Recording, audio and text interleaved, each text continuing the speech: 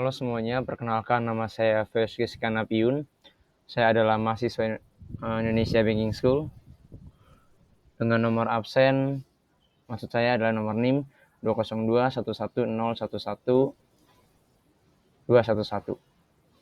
Di kesempatan kali ini saya akan menjelaskan tentang dengan mata kuliah akuntansi keuangan menengah pertama dari chapter 14 yang berjudul liabilitas jangka panjang.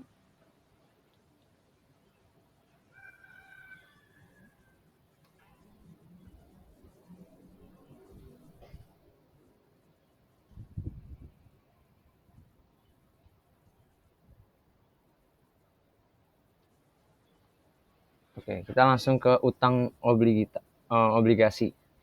Utang obligasi itu sendiri artinya adalah liabilitas jangka panjang adanya kemungkinan pengeluaran sumber daya sebagai berikut. Yang diakibatkan dari kewajiban saat ini yang tidak akan jatuh tempo dalam waktu 1 tahun atau satu siklus operasi yang mana yang lebih panjang. Contoh dari utang obligasi tersebut ada beberapa poin. Yang pertama adalah utang obligasi, kemudian contoh dari utang obligasi yang selanjutnya adalah utang wesel, kemudian utang mortgage, kemudian contoh dari utang obligasi ada kewajiban pensiun, dan juga terakhir dari contoh utang obligasi adalah kewajiban sewa.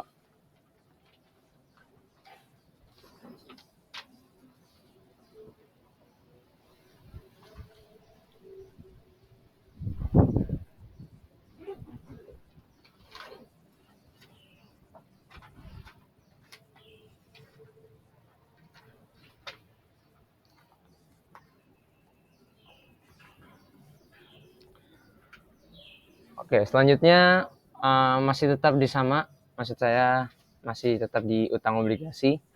Di sini ada beberapa poin. Untuk kontrak obligasi disebut dengan bond independen. Kemudian merupakan janji tertulis untuk membayar sejumlah uang pada tanggal jatuh tempo dan juga bunga periode dengan tarif tertentu dari nilai jatuh tempo, atau bunga periodik dengan tarif tertentu dari nilai nominal. Untuk bunga periode atau nilai tempo, maksud saya adalah nilai nominal, terbagi menjadi 3 poin. Yang pertama, poin pertama dari bunga periodik dengan tarif tertentu atau biasa kita dengan nilai nominal. Yang pertama itu ada sertifikas obligasi, kemudian membayar bunga biasa dilakukan semiannually. Kemudian tujuan dari bunga periodik atau nilai nominal ini adalah untuk meminjam uang jika kebutuhan dana terlalu besar kalau meminjam dari satu pihak saja.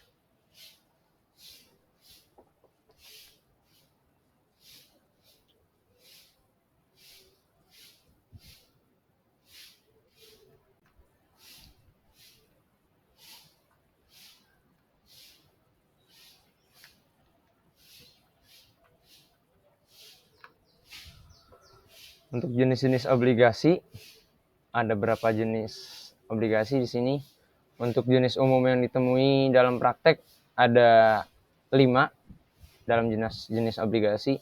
Yang pertama dalam jenis obligasi adalah obligasi dijamin dan tanpa jaminan, atau yang kita kenal dengan atau biasa kita tahu sebagai surat utang.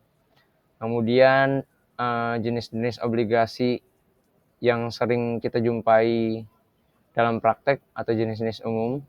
Yang kedua adalah obligasi berjangka, serial, dan dapat dipanggil. Kemudian jenis-jenis obligasi yang ketiga, jenis-jenis yang umum dan biasa kita temukan dalam praktek yang ketiga itu obligasi konversi. Kemudian obligasi berbasis komoditas, obligasi diskon dalam obligasi tanpa bunga. Jadi yang dimaksud dengan obligasi konversi, obligasi berbasis komoditas, itu biasa kita kenal dengan obligasi tanpa bunga. Kemudian yang keempat dari jenis-jenis obligasi yang biasa kita temui dalam praktek ada obligasi terdaftar dan juga obligasi pembawa atau kupon. Dan yang terakhir, contoh dari jenis-jenis obligasi yang terakhir atau yang keempat, maksud saya yang kelima, yaitu obligasi pendapatan dan juga obligasi penghasilan.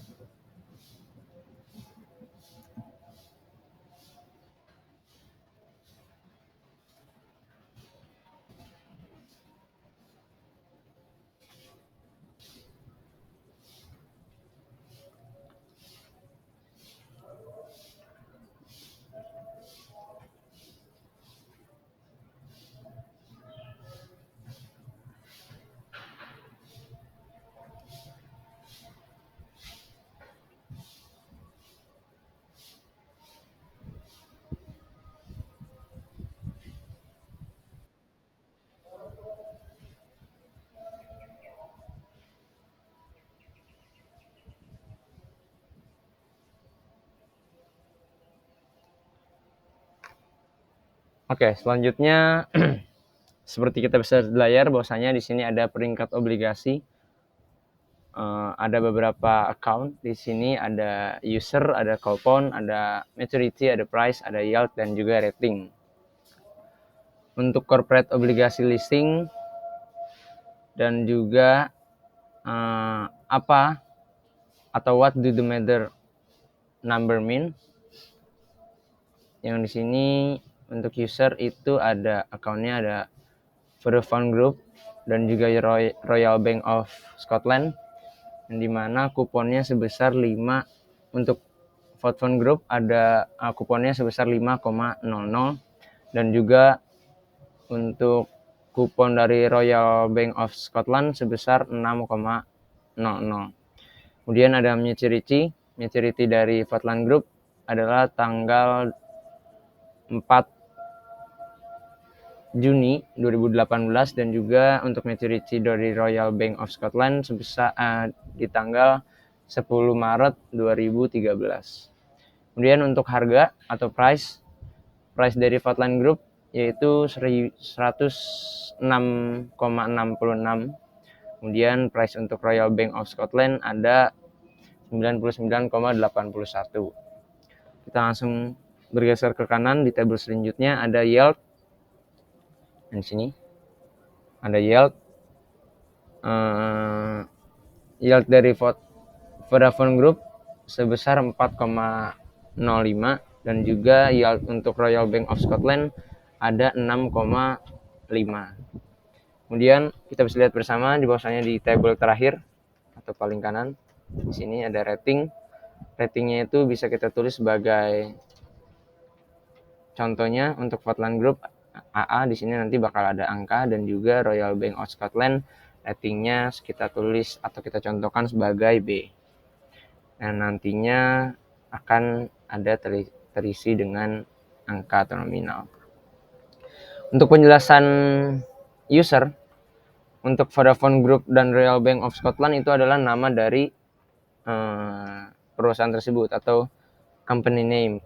Selanjutnya untuk kupon ini adalah isi dari interest rate paid as a person of par value. Kemudian untuk maturity-nya adalah tanggal terjadinya atau tanggal transaksi. Kemudian untuk price di sini artinya adalah price as a percent of par. Kemudian untuk yield artinya atau diisi dengan interest rate based on price. Kemudian untuk rating di sini diisi dengan creditworthiness.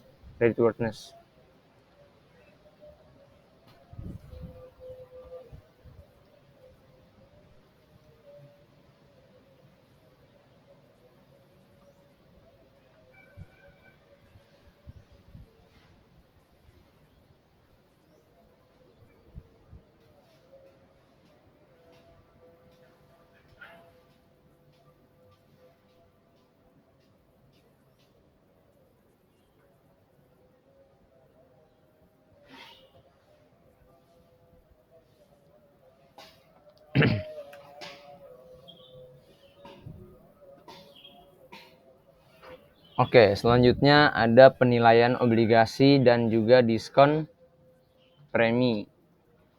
Untuk penilaian obligasi dan diskon dan premi di sini terbagi menjadi 6 poin. Untuk poin yang pertama adalah nilai jual obligasi ditentukan sebesar PF of future cash flow yang terdiri atas bunga dan juga nilai nominal obligasi. Kemudian poin kedua dari penilaian obligasi, diskon, dan premi ada tingkat bunga yang dipakai untuk menghitung PV value adalah point value adalah tingkat bunga pasar yang efektif. Kemudian poin ketiga dari penilaian obligasi, diskon, dan juga premi, tingkat bunga yang tercantum dalam kontrak dan muncul dalam sertifikat obligasi disebut sebagai tarif bunga atau tarif bunga nominal atau stated. Kemudian compound adalah nominal rate yang tercantum dalam kontrak dan muncul dalam sertifikat obligasi. Kemudian poin keempat dari penilaian obligasi dan diskon premi adalah tarif tersebut merupakan persentase dari nilai nominal atau face value, par value, principal amount, and juga maturity value. Dan kemudian poin selanjutnya yaitu poin kelima, penilaian dari obligasi, diskon, dan premi. Bila tingkat bunga pasar berbeda dengan tingkat bunga yang ditetapkan, maka point value atau PV, biasa kita sebut dengan PV, tersebut akan beda dengan nilai nominal obligasi. Selisihnya disebut sebagai diskon bila nilai tunai obligasi di bawah ini nilainya nominal, dan juga otherwise premi akan membutuhkan explanation atau membutuhkan penjelasan lebih jauh atau lebih dalam. Kemudian penilaian obligasi, diskon, dan premi yang terakhir atau yang keenam atau poin keenam di sini, jika obligasi dijual dengan diskon atau premi, bunga yang menjadi hak pemegang obligasi akan dibandingkan dengan bunga yang telah ditetapkan. Jadi maksudnya di sini adalah jika obligasi dijual dengan diskon atau premi, bunga yang menjadi hak pemegang obligasi akan lebih besar ataupun lebih kecil bila dibandingkan dengan bunga yang telah ditetapkan berikut. Seperti itu ya guys ya.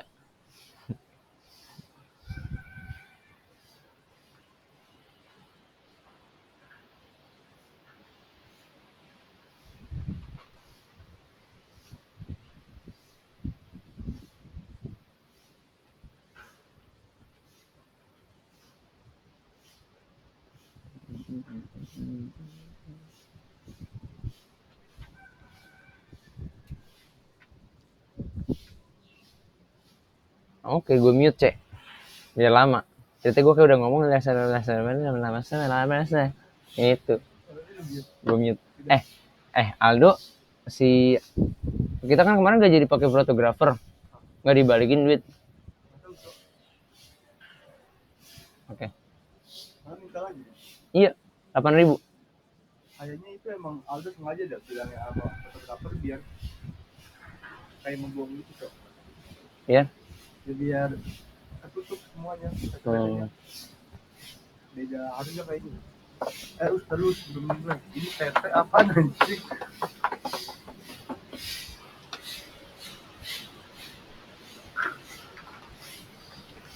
Clompit and TF. Ini transfer out. Oh. TF itu bukan TT, TF. F gue emang gitu cek kayak T.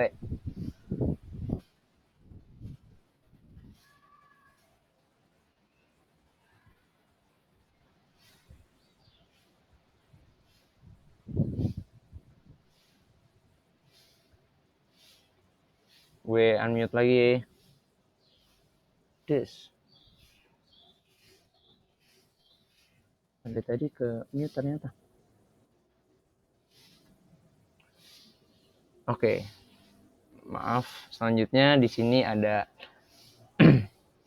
pertanyaannya adalah bagaimana menghitung bunga yang benar benar-benar dibayarkan kepada pemegang obligasi di setiap periodenya. untuk rumusnya dari menghitung bunga yang benar-benar dibayar kepada obligasi pemegang obligasi setiap periode itu ada tarif nominal dikalikan dengan nilai nominal dari obligasi tersebut.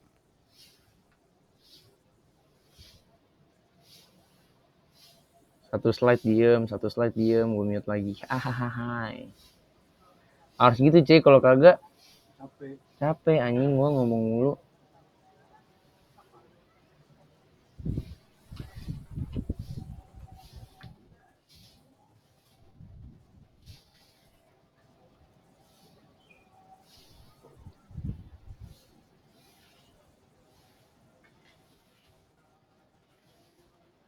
Oke, selanjutnya kalau tadi kita membahas atau menanyakan bagaimana menghitung bunga yang benar-benar dibayarkan kepada pemegang obligasi di setiap periodenya, pertanyaan selanjutnya, bagaimana menghitung bunga yang benar-benar dicatat sebagai biaya bunga oleh penerbit obligasi. Kalau tadi bagaimana untuk tahu bagaimana benar-benar dibayarkan kepada pemegang obligasi setiap periode, tadi sudah dijelaskan bahwasanya rumusnya adalah tarif nominal tersebut dikalikan dengan nominal atau nilai nominal obligasi.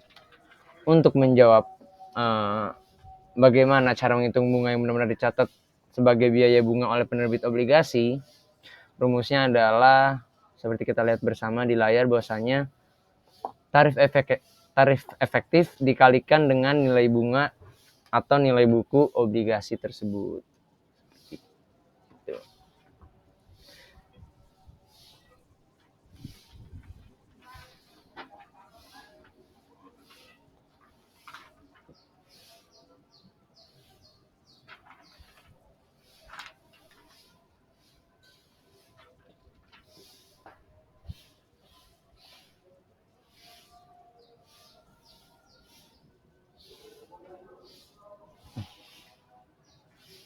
Ini atas bawah, bukan dalam. Ya. Oh, gue satu tugas satu lembar. Kalau belum penuh nggak mungkin belakangnya gue.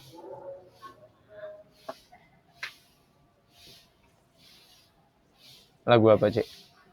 Kan lu mau nulis gelap. Oh oke. Lanjut. Oke, selanjutnya untuk menghitung nilai jual obligasi, di sini kita bisa lihat di layar bahwasanya untuk menghitung nilai jual obligasi terdapat 3 poin. Yang pertama itu tergantung pada tingkat bunga pasar. Kemudian itu tadi yang pertama. Kemudian untuk poin kedua dari menghitung nilai jual obligasi yaitu perhitungan nilai jual. Tetapi perhitungan nilai jual ini sendiri memiliki beberapa poin lagi. Poin pertama dari perhitungan nilai jual adalah hitung PV atau hitung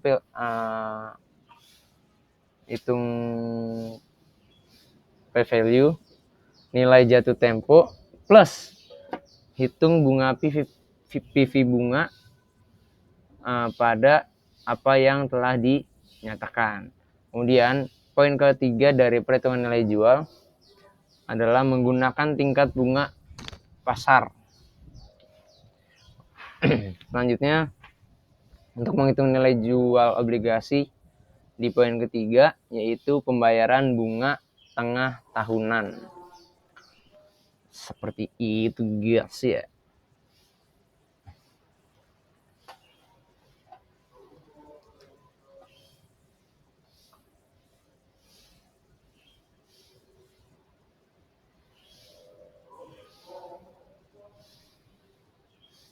Ditanya Satpur tuh mau iye nggak? Mau iye nggak? Kejauhan nggak? Ayah full sampai jam 7. Ini lagi meeting, gue mau angkat telepon lagi. Kenapa kan? Kalau di atas ini aja. Sama telepon itu sama ini. Ini juga belum ya.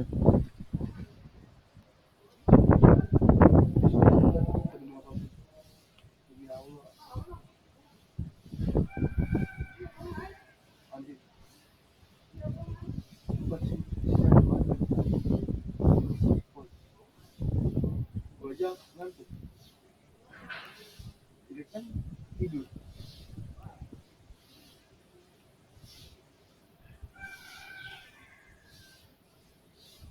Ini aja.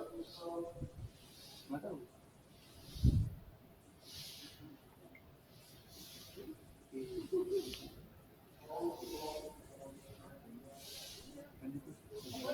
Udah, apa lama-lamain. Baru 20 menit anjing. Ini apa ada? Ya. Mabat nyong. Udah. Gue nandain yang belum gue kerjain tadi. Ya udah, ini kan udah. Iya. Yang terakhir tuh yang satu barusan gue kerjain di kertas yang baru. Itu jangan ikutin, lihat dari sini aja. Karena gue ngasal banget nulisnya. Iya. Kalau mau ikutin itu nggak apa sih kalau bisa baca. Gue kan ngasal banget gitu. Yang belakang doang sih, yang depan masih ngikutin persis. Nah.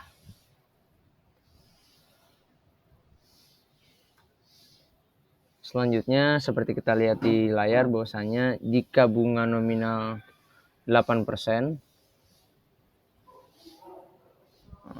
untuk bunga pasar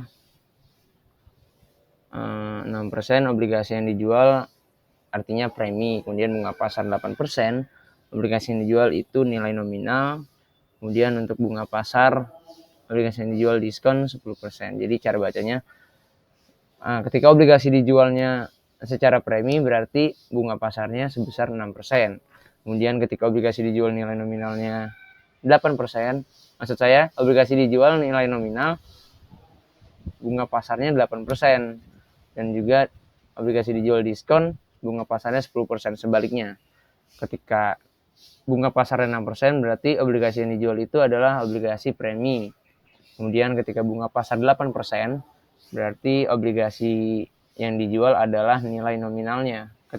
Dan terakhir, jika bunga pasar 10% itu artinya obligasi yang dijual adalah mendapatkan DID as outcome, diskon gitu ya teman-teman. Maaf bercanda terus nih biar belajarnya fun. Oke. Seperti kita bisa lihat di layar bersama-sama bahwasanya di sini ada obligasi dijual dengan diskon atau premi. Gitu, Mas Zaid.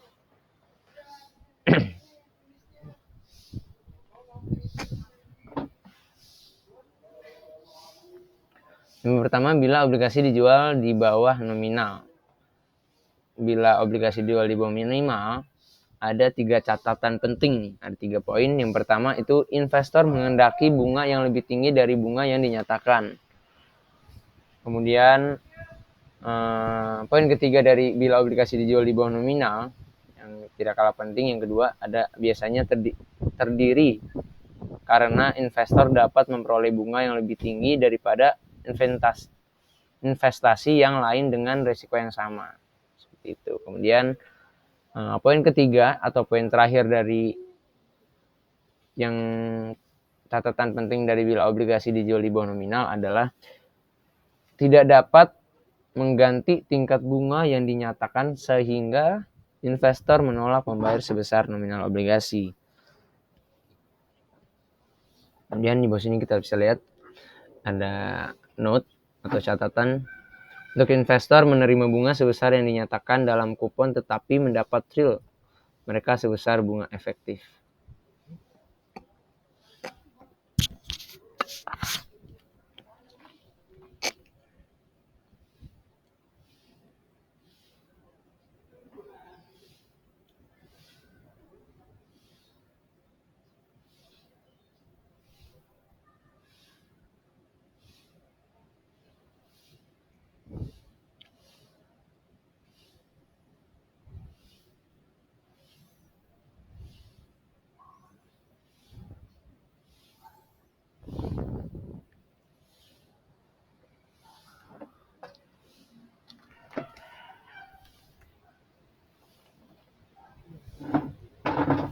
Oke, kita beralih ke slide berikutnya. Selanjutnya ada metode bunga efektif.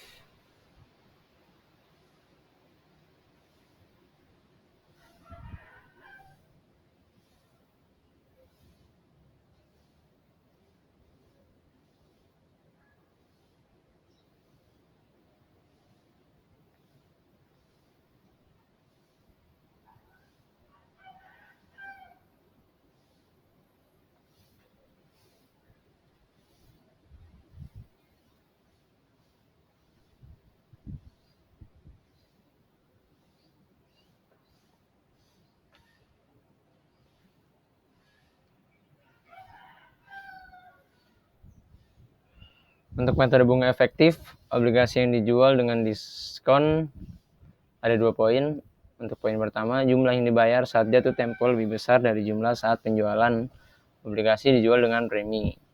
Kemudian perusahaan membayar lebih rendah pada saat jatuh tempo dari saat penjualan.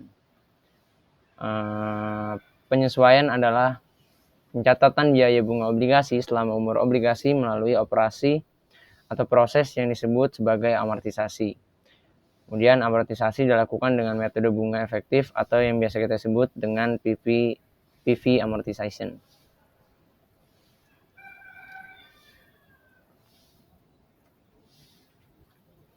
Oke, seperti kita bisa lihat di layar, di sini ada contoh account untuk effective interest method. Di sini menggunakan effective interest method. Pertama itu ada bond interest expense dan juga bond interest paid.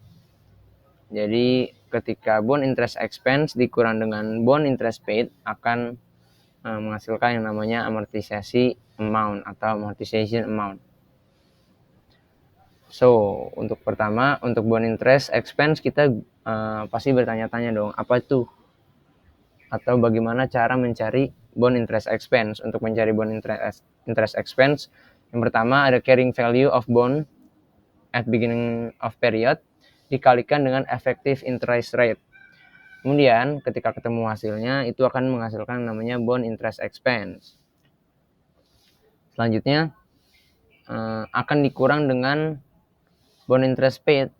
Pasti kita bertanya-tanya apakah atau bagaimana cara mencari bond interest paid. Untuk mencari bond interest paid caranya adalah dengan face amount of bond. Face amount bond itu dikalikan dengan state interest rate. Ketika sudah ketemu jawaban dari face amount of bonds dikalikan dengan state interest rate, itu akan menghasilkan yang namanya bond interest paid. So, untuk mencari amortization amount, seperti kita bisa lihat, saya bilang di awal, bahwasanya untuk mencari interest amount itu dengan mengurangi bond interest expense dan juga bond interest paid. Kenapa bond interest expense-nya dikurangi dengan bond interest paid? Karena seperti kita sudah jelas bahwasanya di sini bond interest expense yaitu beban. Ketika beban-beban itu dibayar akan mengurangi ketika kita melakukan pembayaran. Ketika kita sudah melakukan pembayaran itu namanya adalah amortisasi amount. Seperti itu teman-teman. Seperti itu teman-teman.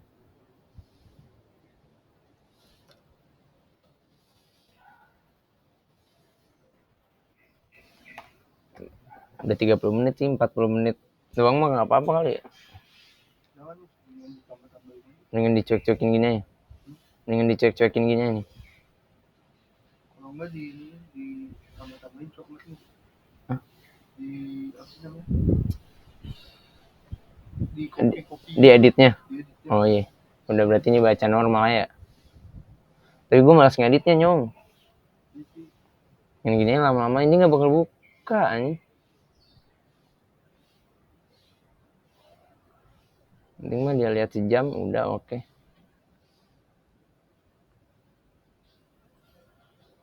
Lumayan anjing dia konten 10 dari gua langsung konten YouTube-nya. Gak mungkin diupload ya gue ya. Diupload. Tapi Gak mungkin dilihat. Ya gak bakalan ada yang nonton, tapi lumayan aja sih. 10 buatinnya dia. Aduh, capek, Cok. Ya anjing.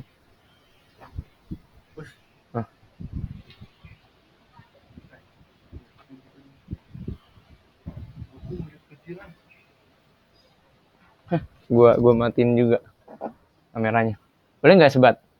Habis, Cok. Ya. Selalu, Cok. Akhirnya tidur lagi, kontol.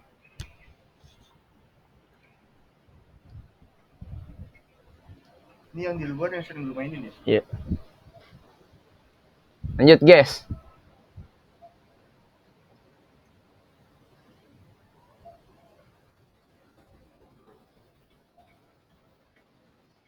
Oke, selanjutnya Obligasi dikeluarkan di antara tanggal bunga.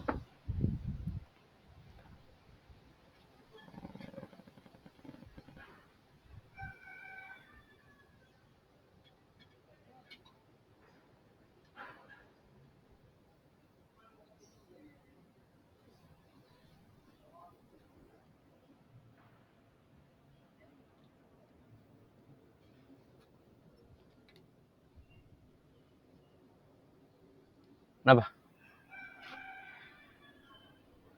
Ini nggak kelihatan ya portnya. Iya. Itu apa? C.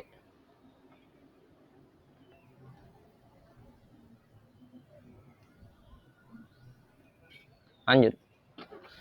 Obligasi dikeluarkan di antara tanggal bunga. Artinya adalah pembelian akan membayar bunga berjalan. Saudara pembeli akan membayar bunga yang sedang berjalan dari tanggal bunga terakhir sampai tanggal transaksi pada tanggal pembayaran bunga berikutnya. Pembeli akan menerima pembayaran itu bunganya full, atau pembeli yang akan menerima pembayaran menerima dengan bunga penuh.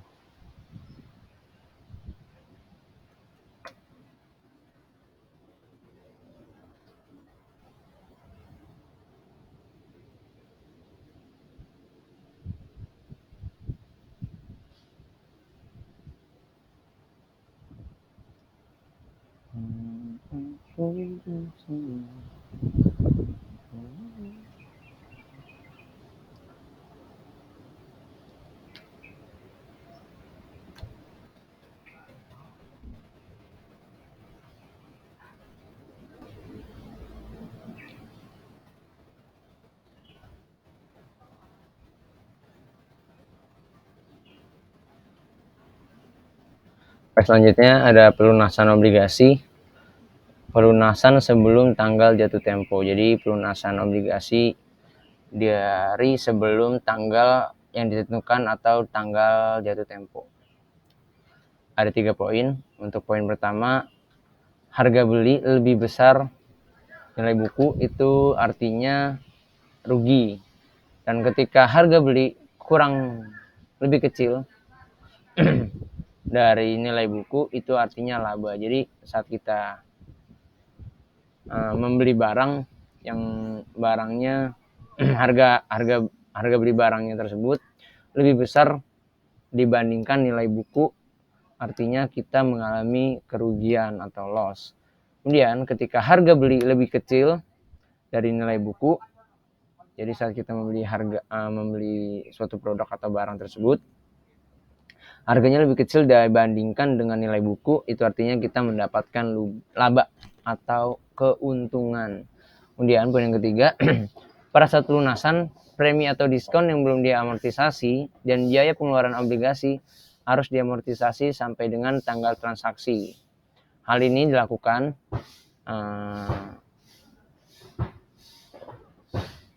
maksudnya pada saat pelunasan dan premi atau diskon yang belum diamortisasi dan biaya pengeluaran obligasi harus diamortisasi sampai dengan tanggal transaksi agar dapat dihitung nilai buku obligasinya.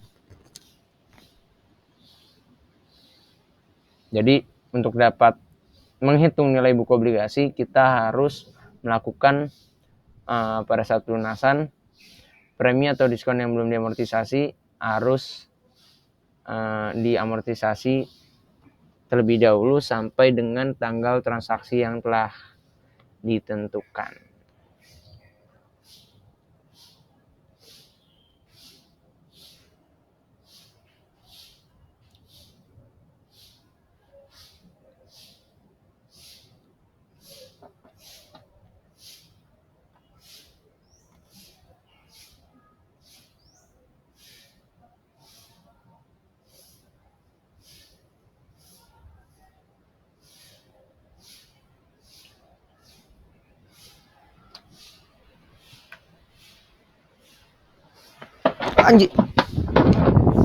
Anji itu penyanyi ya? Iya. Ya, lanjut.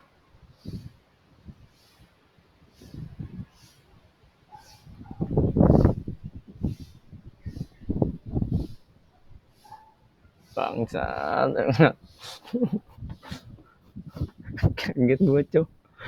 Gue dah, siap. Oke. Seperti kita lihat di layar bahwasanya di sini ada contoh soal. Contohnya itu obligasi berjangka. Obligasi berjangka 3 tahun yang sebentar.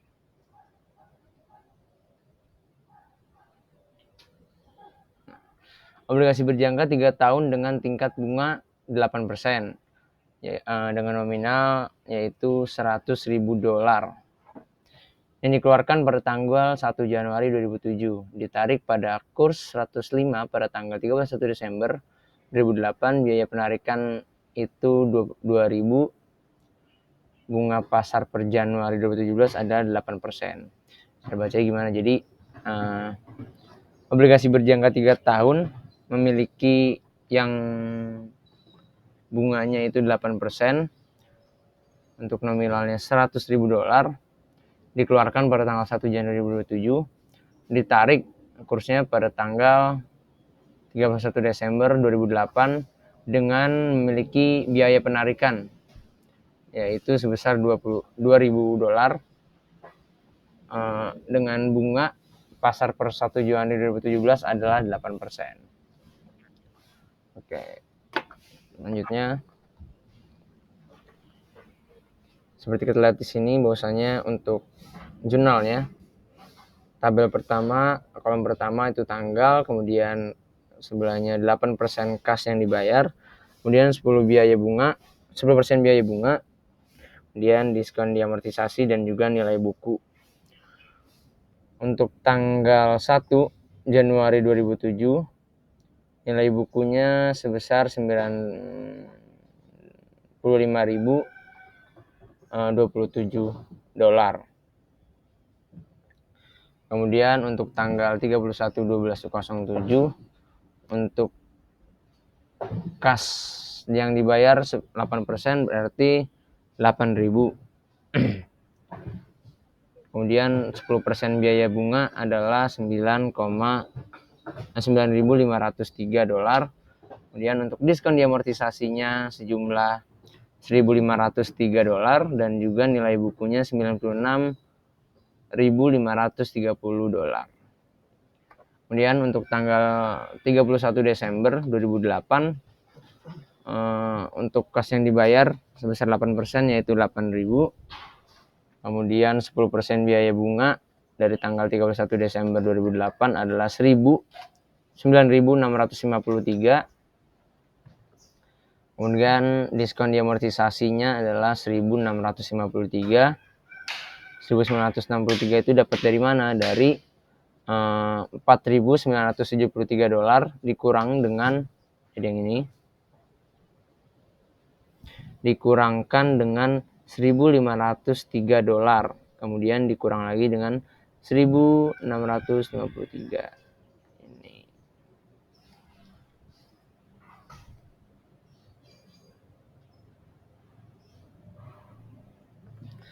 Kemudian untuk nilai buku dari tanggal 31 Desember 2008 adalah $98.183.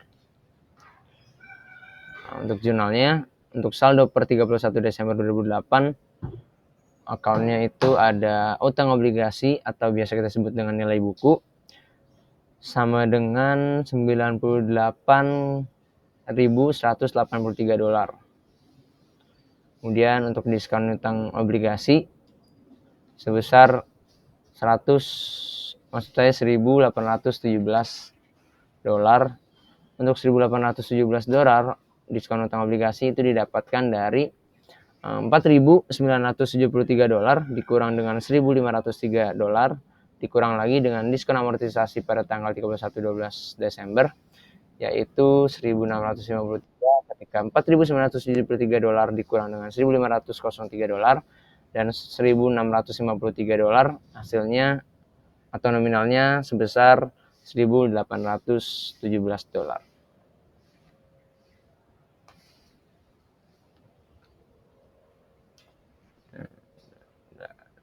5.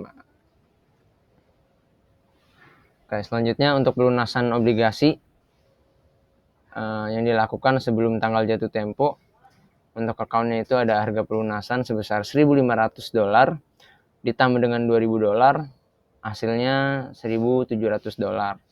Dan untuk nilai obligasinya $98.183, maka hasilnya rugi $8.817.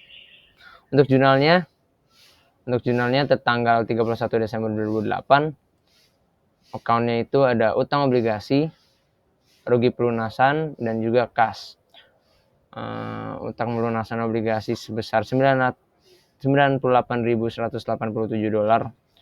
on debit, dan juga rugi pelunasan sebesar $8.813 on debit. Untuk kasnya on credit sebesar $1.000 atau $107.000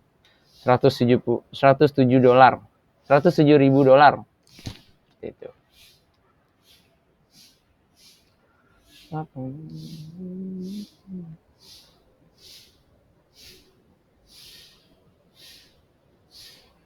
Nanggung cek 10 menit lagi cek, tapi tinggal satu inian.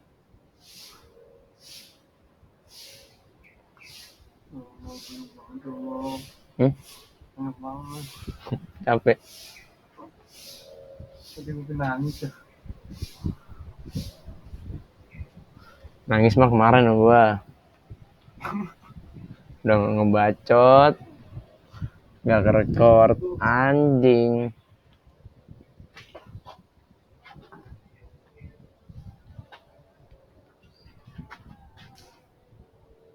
Aduh.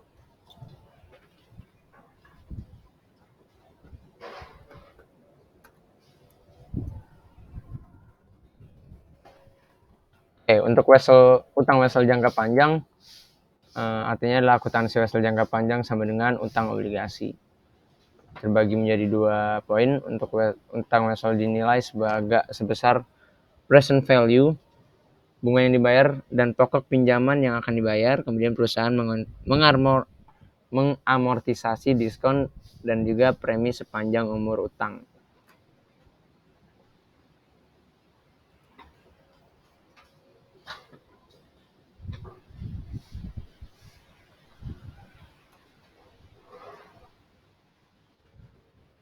Utang wesel tidak sama dengan nominal. Untuk wesel tanpa bunga, perusahaan mencatat perbedaan antara nominal dengan present value atau kasih terima sebagai diskon, dan juga diamortisasi sebagai biaya bunga selama umur utang. Nah, seperti kita lihat di layar, bahwasanya di sini ada contoh wesel tanpa bunga. Contohnya itu pada tanggal 1 Januari 2011, Samsung Corporation meminjam uang sebesar $75.000 wesel tanpa bunga dengan jangka waktu 44 tahun dan menerima sebesar $47.663 dengan tingkat bunga implisit sebesar 12%.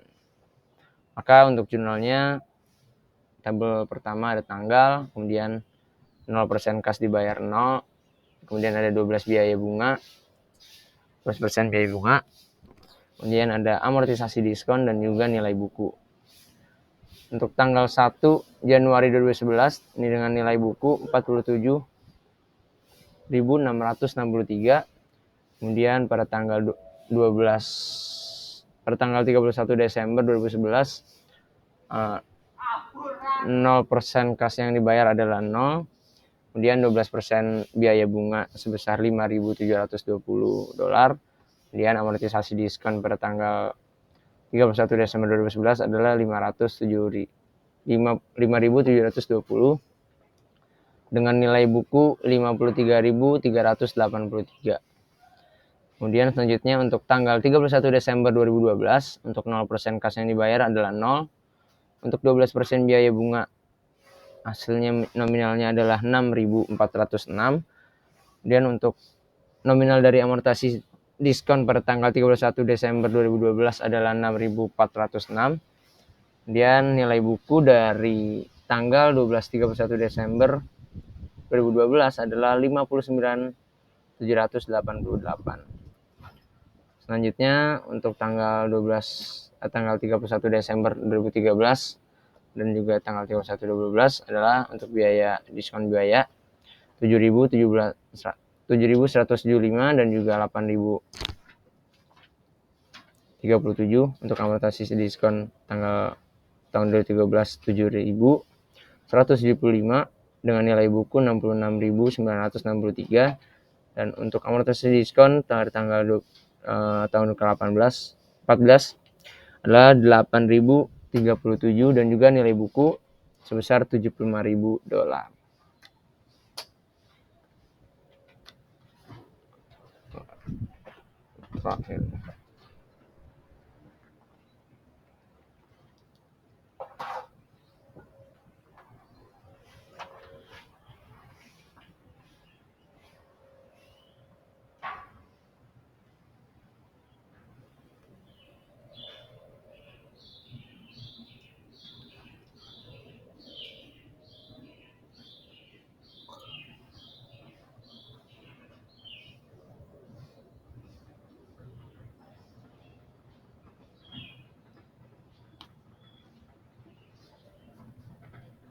Wesel dengan bunga, contohnya selanjutnya ada pada tanggal 1 Januari 2011, perusahaan MC Cormick Corporation issues meminjam 40.000 dengan bunga 55% jangka 4 tahun dan menerima sebuah komputer seharga $31.496.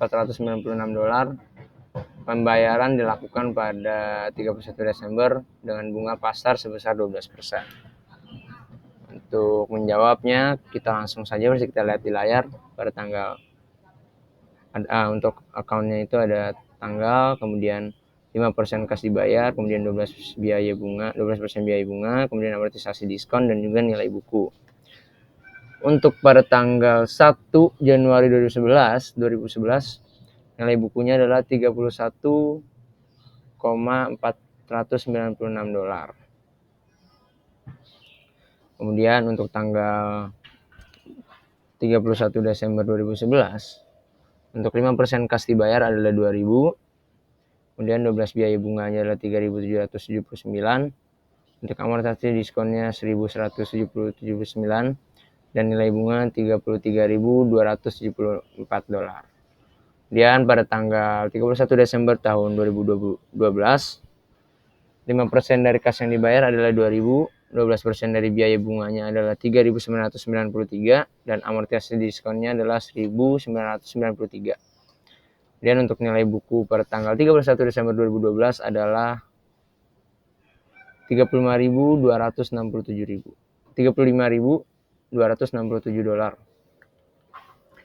Kemudian tanggal 12/31 tahun 2013 5% kas yang dibayar adalah sebesar 2.000, kemudian 12 biaya yang dibayar dari biaya bunga adalah $4.232. Kemudian nilai amortisasi diskonnya adalah 2.232 dengan nilai buku 37.499. Pada tanggal 12/31 Desember tahun 2014, 5% dari kas yang dibayar adalah 2.000, kemudian 20% dari biaya bunganya adalah $4.501. Kemudian amortisasi diskon adalah nominalnya 2.501. Kemudian untuk nilai buku dari tanggal 31 Desember tahun 2014 sebesar $40.000. Oke. Cukup sekian presentasi dari saya, Freskesi Kanapiun, dengan NIM 20211211011. Saya dari mahasiswa Indonesia Banking School, prodi akuntansi, yang menjelaskan tadi di chapter 14, mata kuliah AKM 1 atau akuntansi keuangan menengah pertama dengan nama dosen Paspata. Semoga apa yang sudah saya sampaikan dari presentasi ini dapat bermanfaat bagi teman-teman sekalian dalam kehidupan sehari-hari. Saya Freskesi Kanapiun, terima kasih.